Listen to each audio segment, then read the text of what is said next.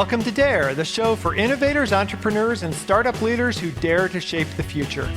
Your hosts today are Ned Hayes and Cecilia Mariani.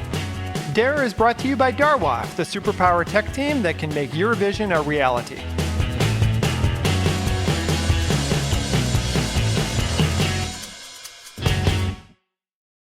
The Dare podcast is happy to welcome Shane Mishler to the show today. He is the Chief Operating Officer for SD Tech, that is a managed service provider, provides outsourced services to a variety of companies. Shane is an operational leader, and he works to formulate business strategies, and he's really involved with the company's investments and clients and strategic emphasis. And he's grown their revenue dramatically and their active client base. So welcome to the show, Shane. Thank you so much for having me, Ned. I appreciate it. So first of all, I should back up. And could you explain to us, for those who don't know, what is a managed service provider? How would you define that? Absolutely. So I define that as we are a tech firm that supports businesses from small to medium, large sizes who don't have an internal IT department. An internal IT department, you're going to end up spending a whole lot of money to get it up and running, to manage it. It's a very expensive endeavor, but you can't have any business in this day and age without having some level of technical expertise and support. So we provide cost-effective solutions for companies of all sizes. Right. And I've probably spent some of that money myself. It is expensive. So do you feel like the cost of actually doing this has gone down over time or up, or how are things operating for companies in the age of AI? I believe that right now things have probably stayed about the same other than inflation. I believe that how we are spending our money and investing in technology is where the real difference is. Inflation's a real son of a gun and it hits all of us, but I Right. don't think that the cost of technology solutions has gone drastically up. I know that for us, the cost of our own internal technology solutions and what we offer our clients, we haven't seen a lot of vast changes. Just we're seeing a lot of growth in the technology itself. And you mentioned AI. So 5 years ago, the technology solutions that we were using for antivirus it was a list of bad actors. And Mhm. these are the programs and things that you stay away from. And for us, it's been around 5 years. We've been using an AI-based platform that has totally changed the way that it's managed. It's made it more cost-effective and more robust, and it's been fantastic. That's just one of many, many Right, right. I've examples. been reading up on that kind of spectrum of solutions. What I understand a lot of firms are doing now is identifying behavior or how a program acts rather than just identifying something by the label or what it calls itself. Is that a fair That summary? that that is an excellent summary. The way you just described it made it seem like the same way that we handle management.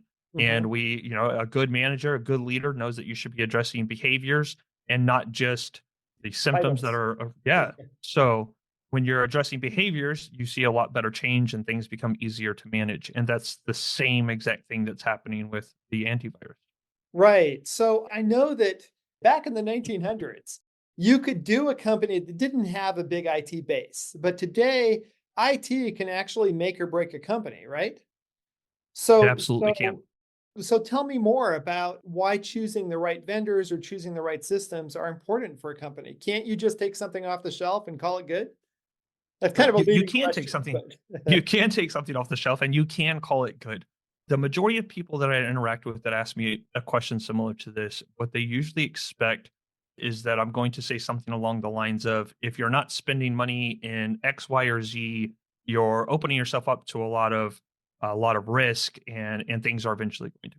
But the reality, Ned, is that the majority of especially small businesses, the majority of the mistakes that I see is they end up overspending by getting things off the shelf from a floor salesman who's just attempting to sell a product and that doesn't understand their business.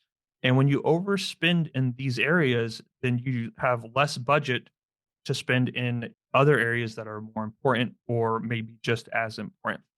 So having a company like ours, a managed service provider, one of the number one solutions that we provide is consultation ah, and getting to know your business, getting to know your client base, and getting to know what problems you're currently running into. So that way we can sit down and say, these are a wide variety of solutions that may benefit you and then assist you in spending money in the right areas. So it's kind of right sizing your IT spend to your business. Absolutely. Yeah. So it seems like too, something you've done too is go beyond traditional kind of IT support. You've kind of spearheaded some new approaches to how businesses can manage technology. Can you tell us some about that? So, using our last question as a launch pad, one of the biggest approaches that we take that's different from years past is really getting to know our client base. Ah, So, my goal is I want to provide a reasonable price solution for a company of any size. And the reality is when you're looking to hire an internal IT person, chances are you're probably going to only be able to come close to affording to hire one individual, and then you're going to expect that one individual to know all technology from left to right, top to bottom.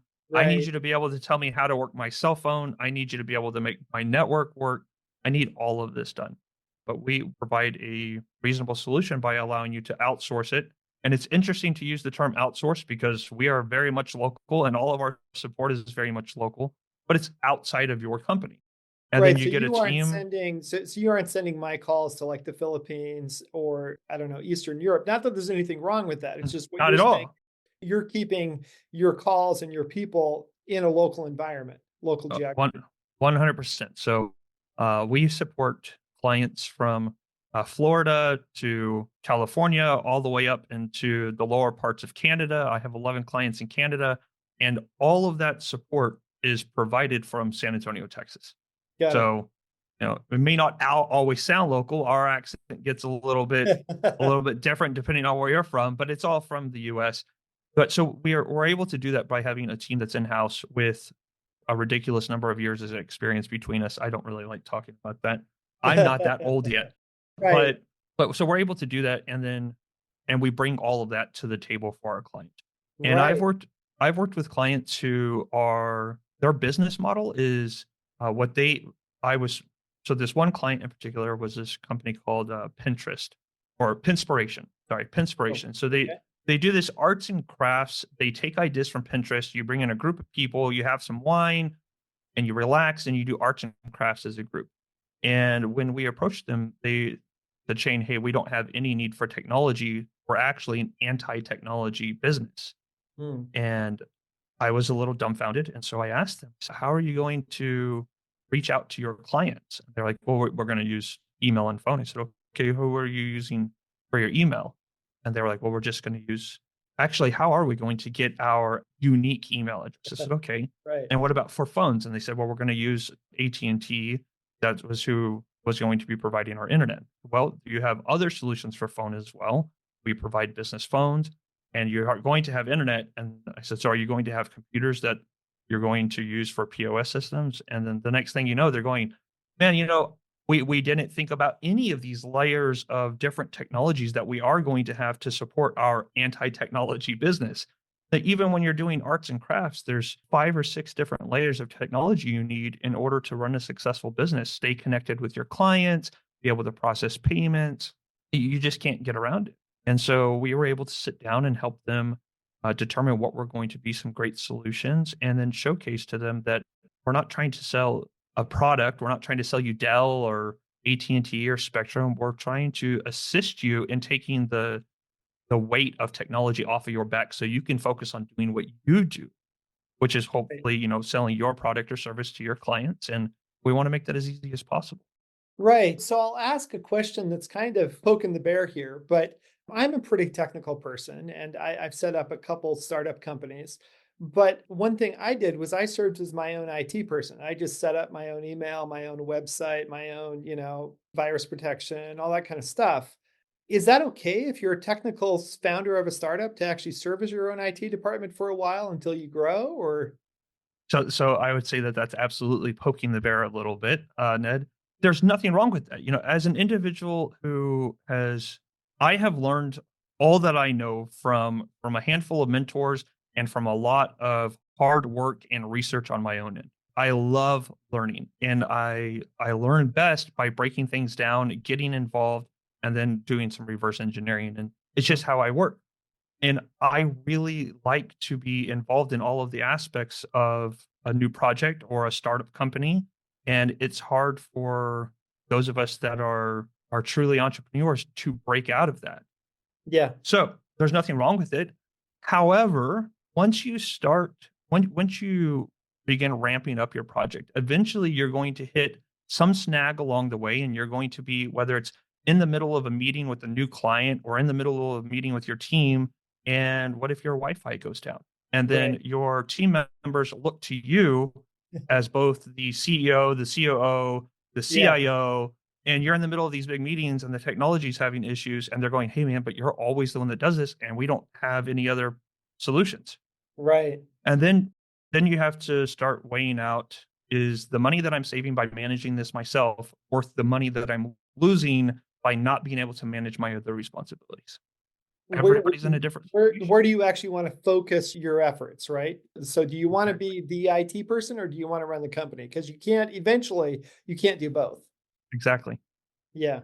So, one thing that I found really interesting about what you said was that you constantly learn, you break things down, you learn new things. And so, one thing that you and I chatted briefly about was breaking into IT if you don't have a background in tech. So, if someone, comes out as an English major or as a marketing person, and yet they're curious about things, how do you get into IT from that aspect? So I would say that that's going to vary heavily from person to person. And you could probably ask this question of some other people that would give you some great general advice. And that's probably better than my solution. But because I'm so involved in helping clients get to understand who they are and then providing them solutions that are unique to them, I treat this question in the same way. So for me, breaking into technology was really easy because I've been involved in technology since I was, I don't know, 5 years old, playing on my Nintendo with Super Mario Brothers. And it was my love for video games that kept me going throughout the years. And when I was a teenager, personal home computers were not readily available. I didn't have one until I was in my late teens. I didn't have my own until I was in my early 20s. But my love for video games caused me to build my first PC so that way I could break into an entirely new genre. And my love for music kept me going into my late 20s because music started to change and you didn't have to do everything in a studio, and technology allowed you to introduce a home studio. And so I started learning about that. And I've always enjoyed art, and I started learning about 3D modeling and things like that because now I'm bridging my passion for technology and other passions together. So I like to find out who these people are. What do you have a passion for?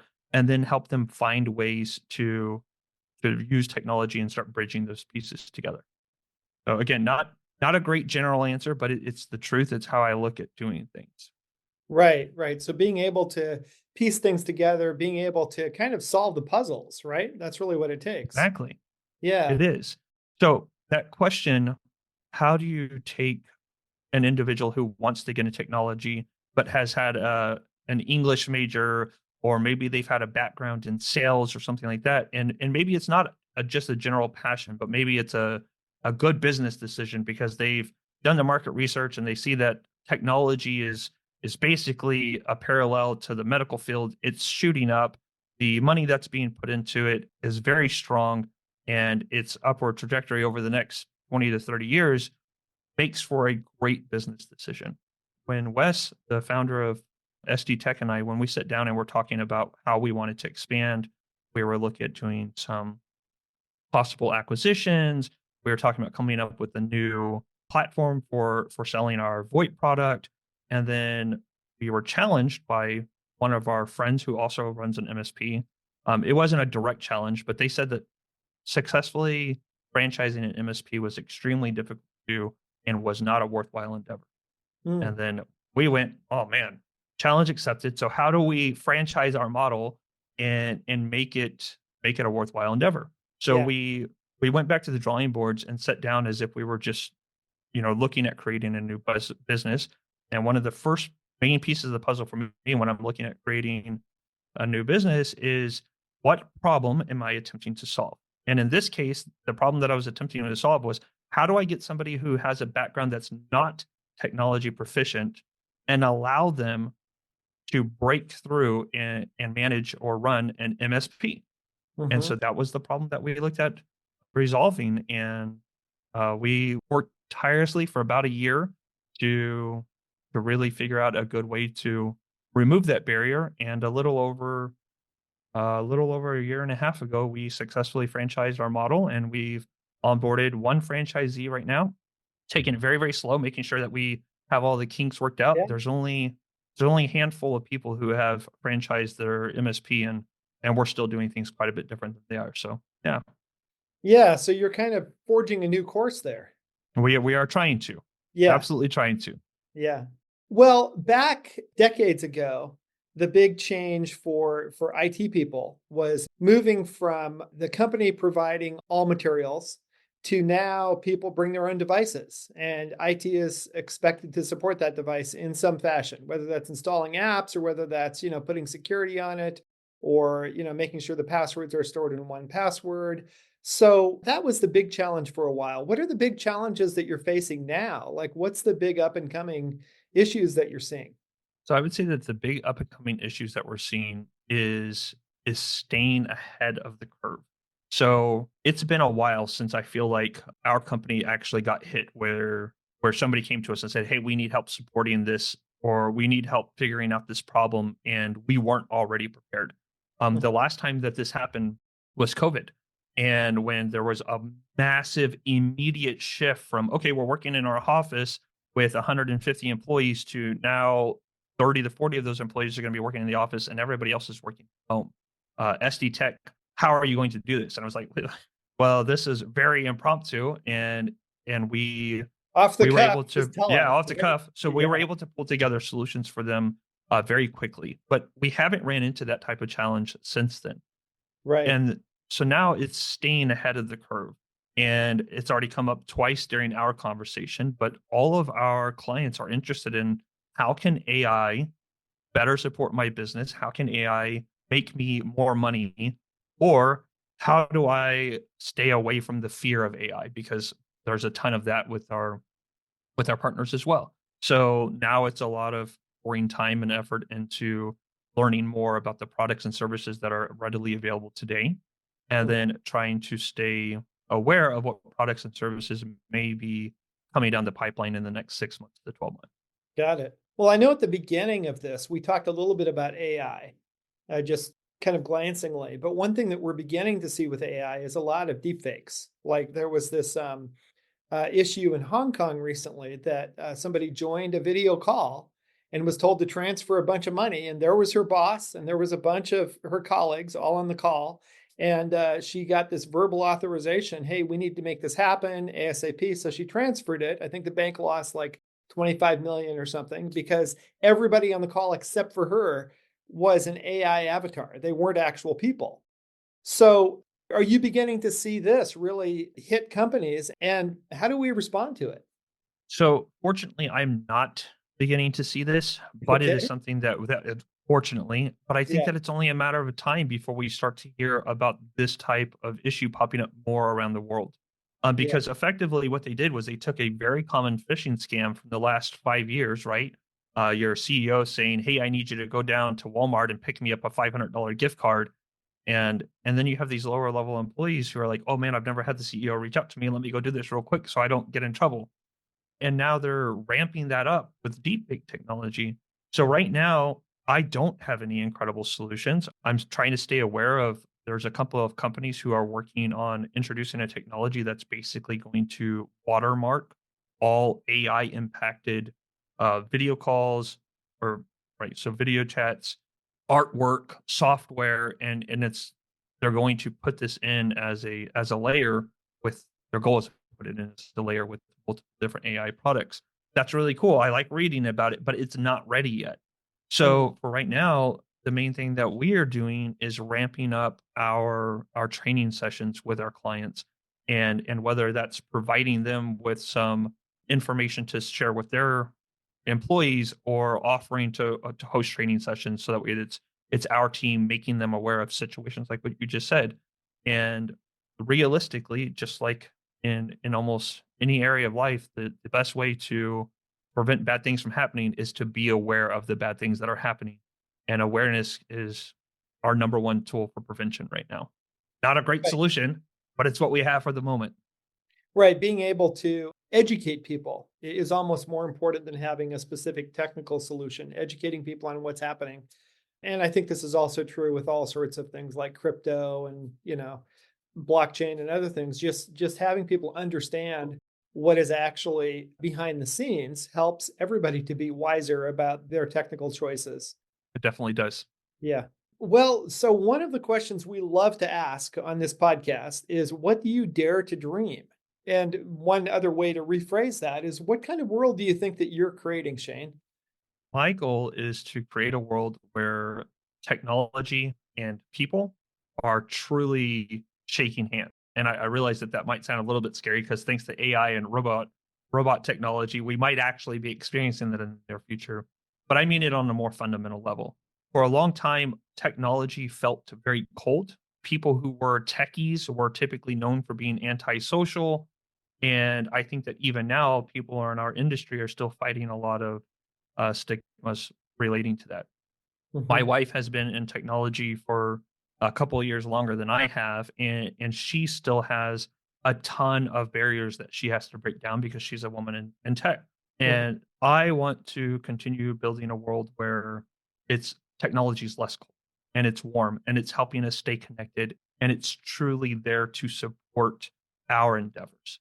And I believe that, that's something it's not just a pipe dream, something that I'm actually working towards. And thanks to individuals like yourself, we're using the technology that's in front of us to stay connected between Portland, Oregon, and San Antonio, Texas, and that's absolutely amazing.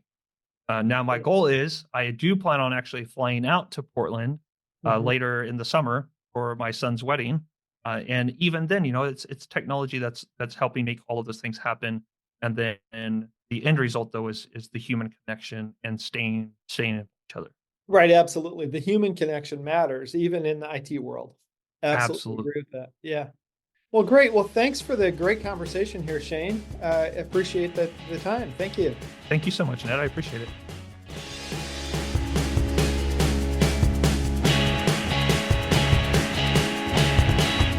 Thanks to our guests today for their great insights on DARE, the podcast for innovators, entrepreneurs, and startup leaders. If you'd like your story to be featured on DARE, just contact us at info@darwaft.com. DARE is brought to you by Darwaft, the tech team that can make your vision a reality.